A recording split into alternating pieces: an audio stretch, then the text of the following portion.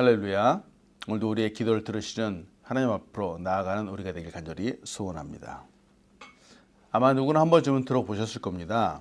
탭스라고 하는 트럼펫 진원곡이 있습니다. 1862년 7월이었습니다. 이때는 미국의 남북전쟁이 한참이던 때였습니다. 어느 전쟁터 한밤중에 북군의 중대장이었던 엘리콤 대위는 숲속에서 고통하는 한 사람의 신음소리를 듣게 되었습니다. 대위는 적군인지도 모르지만 그 사람을 치료하려 하였습니다. 위생병들의 그 노력에도 불구하고 그 병사는 죽고 말았습니다. 나중에 보니까 그 사람은 적군인 남군의 병사였습니다. 그러나 잠시 후에 불빛에 비춘 그 사람의 얼굴로 보니까 세상에 그 죽은 병사는 바로 엘리콤 대위의 아들이었습니다. 음악을 전공했던 아들은 아버지의 허락 없이 남군에 지원하였었습니다. 떨리는 마음으로 아들을 보던 그 중대장은 아들의 군복 호주머니에서 구겨진 악보를 하나 발견하게 되었습니다. 다음날 중대장은 상관의 특별 허가를 받아서 아들의 장례식을 치르게 되었습니다. 장례식에 군악대를 동원해달라고 요청을 하였지만 고인이 적군의 병사라고 하는 것 때문에 거절되었죠. 그러나 상관은 중대장에게 단 한 명의 군악병만을 쓰도록 허락하였고 그 중대장 엘리콤은 자기 아들의 장례식을 위해서 나팔수 한 사람을 선택했습니다. 그 군악병에게 아들의 호주머니에서 나온 악보를 건네주고 불어달라고 했습니다.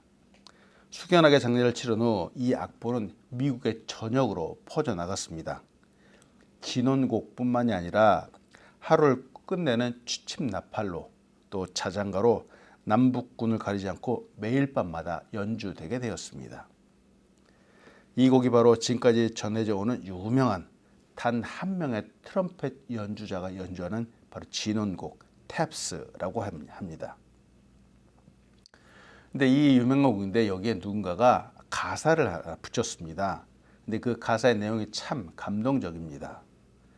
하루가 끝났습니다.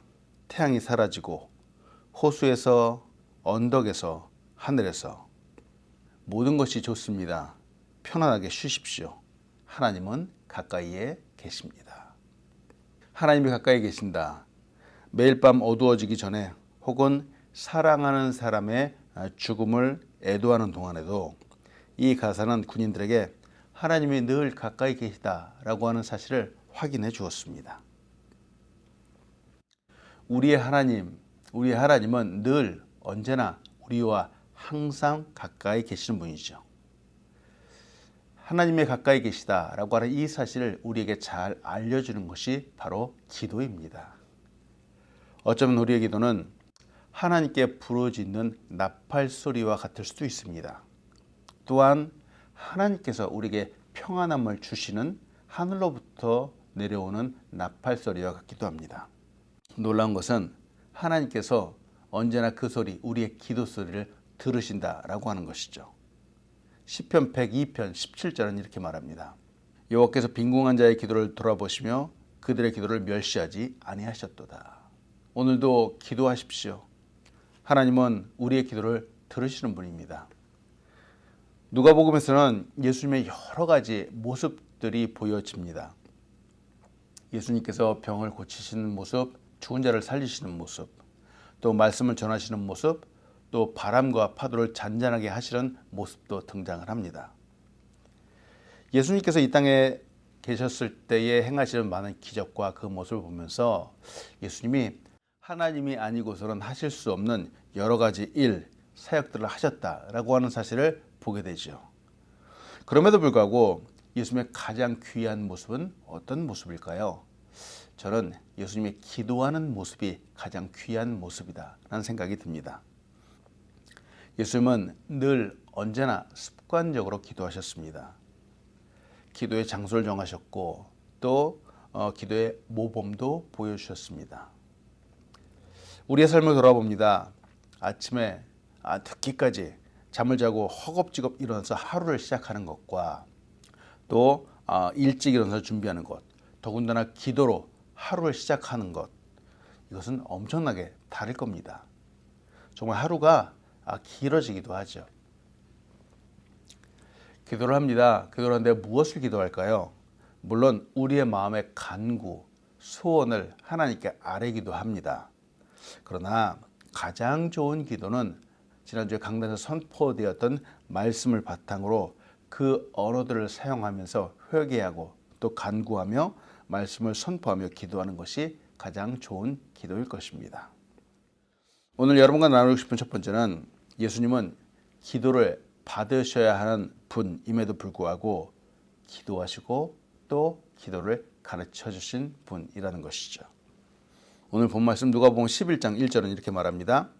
예수께서 한 곳에서 기도하시고 마치심에 제자 중 하나가 여짜오되 주여 요한이 자기 제자들에게 기도를 가르친 것과 같이 우리에게도 가르쳐 주옵소서. 늘 기도하시던 예수님이 하루는 기도를 마쳤을 때 제자 중 하나가 기도를 가르쳐달라고 요청을 합니다. 왜 제자는 특별히 기도를 가르쳐달라고 했을까요? 세례 요한이 그 제자들에게 기도를 가르쳐 주었기 때문일까요? 그것보다도 사실은 주님의 삶의 기초가 기도라는 것을 알았기 때문일 겁니다. 제자들이 예수님과 항상 늘 함께 다니다가 보니까 예수님은 다른 어느 스승과는 많이 달랐죠. 지식만 갖고 있는 다른 스승과의 모습과는 전혀 달랐습니다. 스승이라고 불리는 사람들의 그 다른 모습들, 그들의 목적, 그들의 삶과 전혀 달랐던 것이죠. 하나님의 말씀에 순종하는 그 모습도 달랐으며 그 근원이 기도라는 것을 알았기 때문입니다. 제자들은 그 삶을 알려달라고 말했던 것도 아니었고요. 단순히 기도를 가르쳐달라고 했습니다.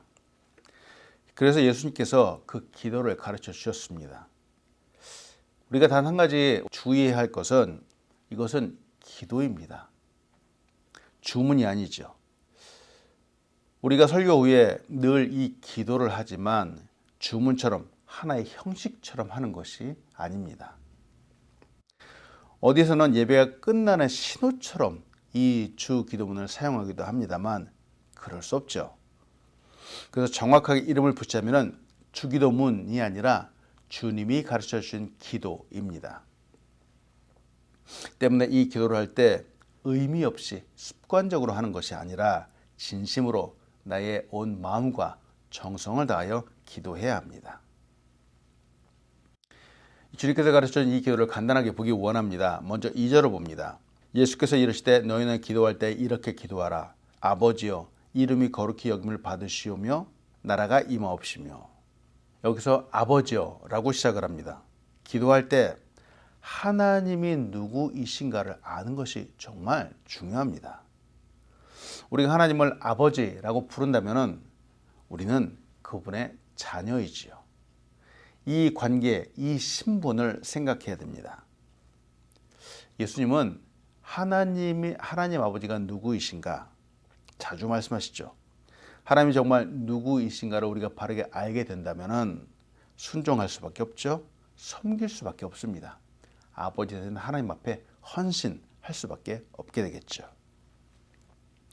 또 이름이 거룩히 여기심을 받으시오며 라고 말씀하시죠. 이 이름 정말 중요합니다. 자연의 모든 것들은 다 이름이 붙여져 있습니다. 그 이름이 바로 그 특징이죠. 모세가 하나님을 만났을 때 하나님께서 당신의 이름을 모세에게 알려주셨습니다.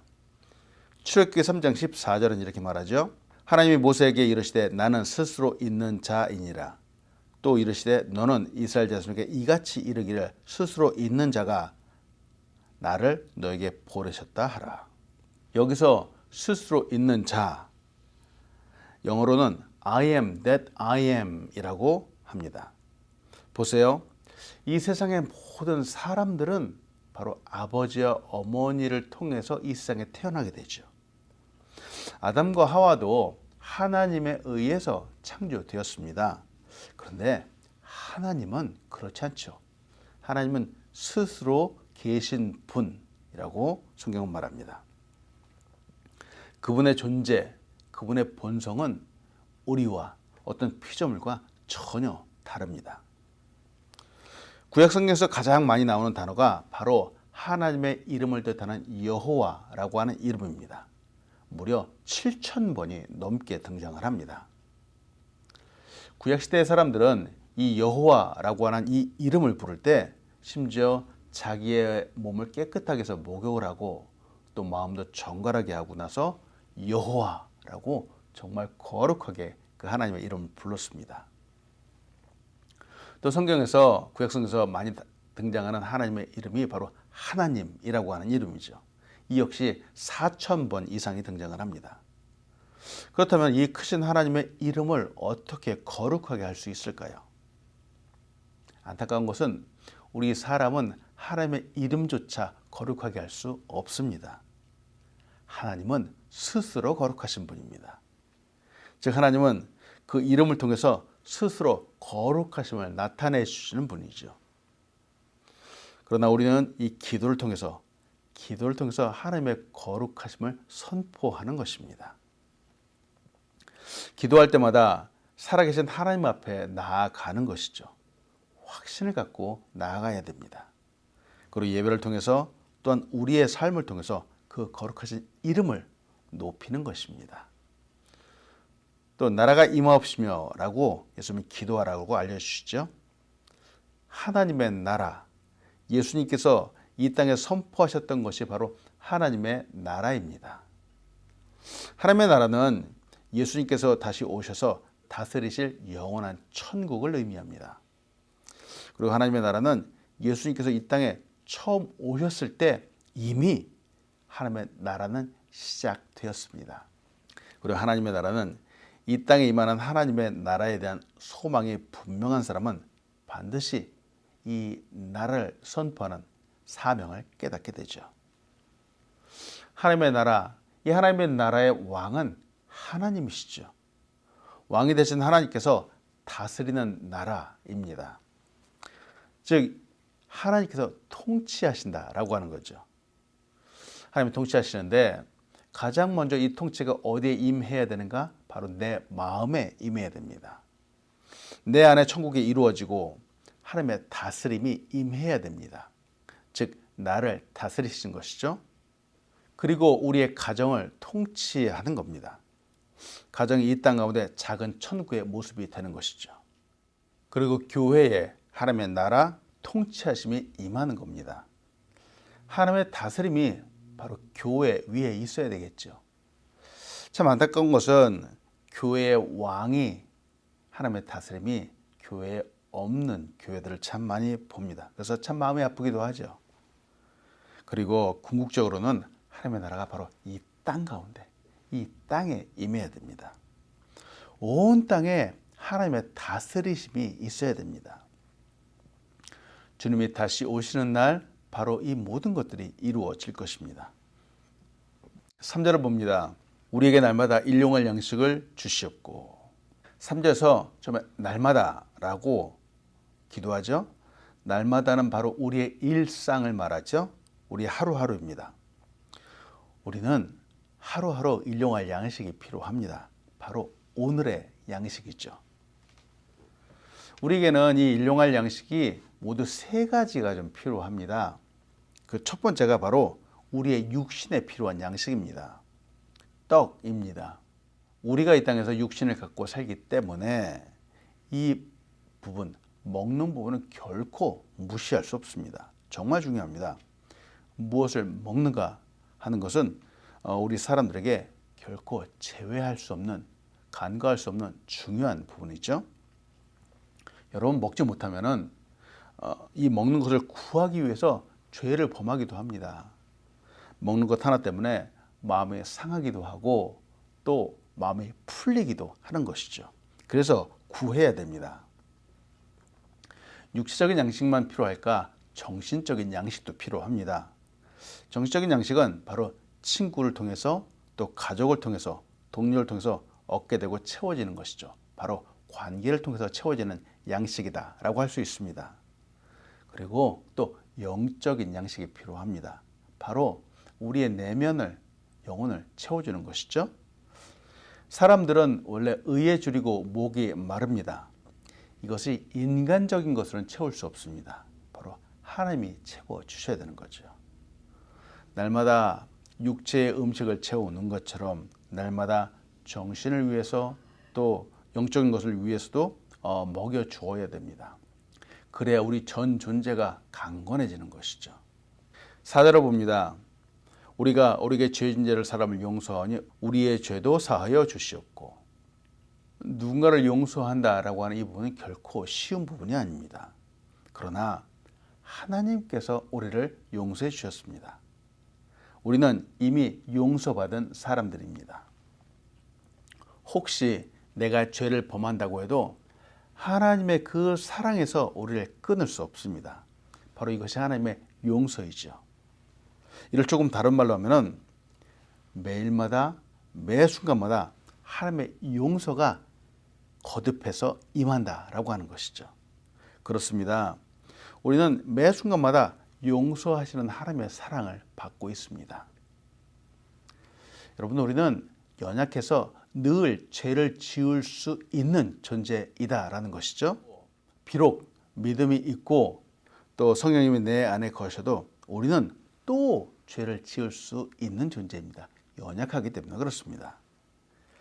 내가 그럴 수 있다면은 다른 사람도 얼마든지 그럴 수 있다라고 하는 것이죠. 그래서 이제 이 하나님의 용서하심을 내가 받았으면은 우리의 삶 속에서 이 용서하심을 실현해내는 것이죠.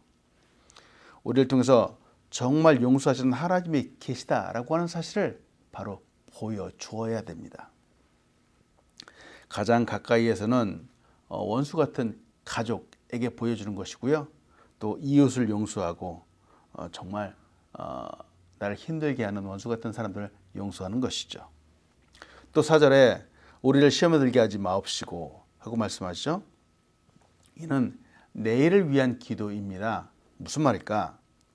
앞에 우리가 보았던 3절에서는 일용할 양식을 주옵시고 라고 기도하는데 이 일용할 양식, 이건 오늘의 문제이죠. 오늘의 문제를 기도하는 것입니다.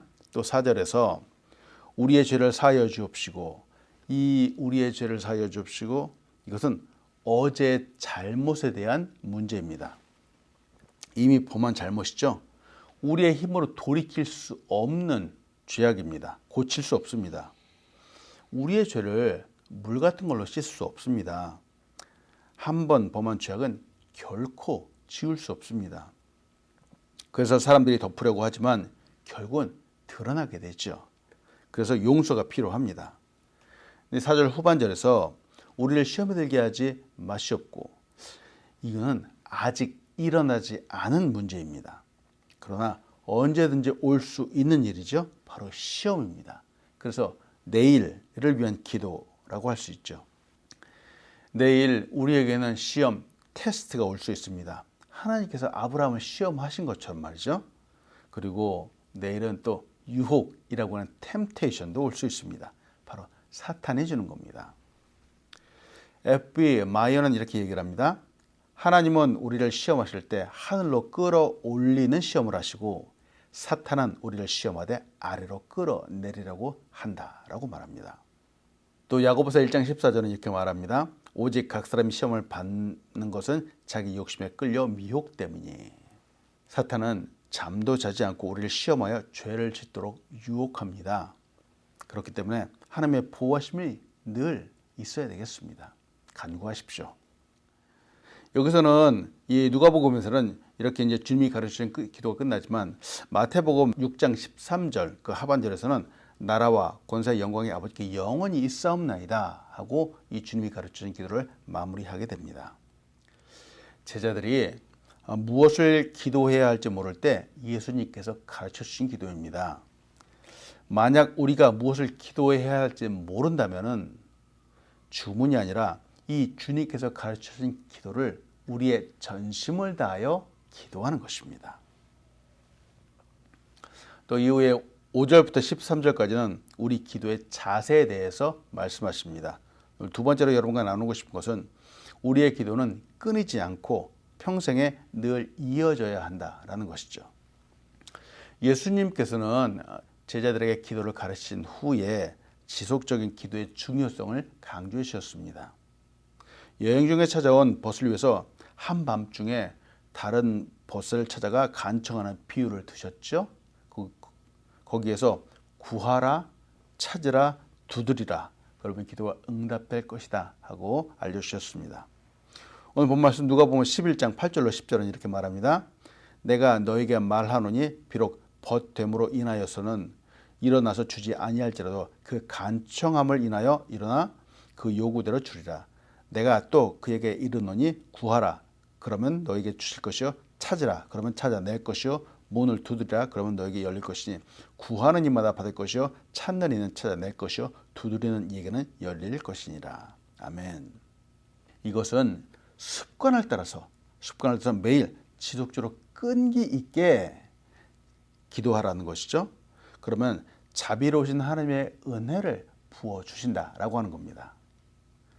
또한 이것은 자신의 필요보다도 다른 사람의 긴급한 필요를 위해서 중보기도하는 것을 의미하기도 합니다. 또 자비로운 아버지는 자식이 생선을 달라라고 하면은 뱀을 주거나 알을 달라고 요청할 때 전갈을 주지 않습니다. 하늘아버지는 우리의 긴급한 필요를 기도를 통해서 날마다 올리는 사람에게 놀란 은혜를 부어주십니다. 우리의 필요는 물론 성령의 충만함도 주실 것이다 라고 약속해 주셨습니다. 여러분, 기도는 자녀의 특권이며 최고의 영적인 무기입니다. 그러므로 포기하지 말고 오늘도 끈질기게 부르짖어야 합니다. 오늘도 이 강청기도 또 하나님께 끊임없이 드리는 기도를 통해서 하늘의 놀라운 은혜와 역사와 축복을 받는 우리가 되길 간절히 소원합니다. 아멘. 기도하겠습니다. 하나님 감사합니다. 이 아침도 우리를 깨워주시고 기도할 수 있도록 인도하시니 감사함을 드립니다. 하나님, 이 말씀을 통해 주님께서 가르치신 이 기도를 통해서 우리의 기도가 깊어지게 인도하여 주시고 우리의 기도가 더더욱 하나님께 영광 올려드리는 기도가 되게 인도하여 주시고 하나님, 우리 이 땅 가운데 하나님의 놀라운 은혜를 받을 수 있도록 축복하여 주시옵소서. 기도의 문을 열어 주시옵소서. 기도의 영을 부어 주시옵소서. 그래서 우리가 기도할 때마다 하나님, 우리의 내면이 가득히 채워지게 인도하여 주시고 또 하나님의 뜻이 이 땅 가운데 이루어질 수 있도록 축복하여 주시옵소서. 아버지, 이 땅 가운데 귀한 교회를 세우셨습니다. 우리 교회가 강건한 교회, 굳건한 교회, 건강한 교회로 설 수 있도록 인도하여 주시고 하나님, 우리 가정마다 하나님의 놀라운 은혜와 역사 축복들이 가득하게 인도하여 주시옵소서. 감사합니다. 예수님의 이름으로 기도합니다. 아멘.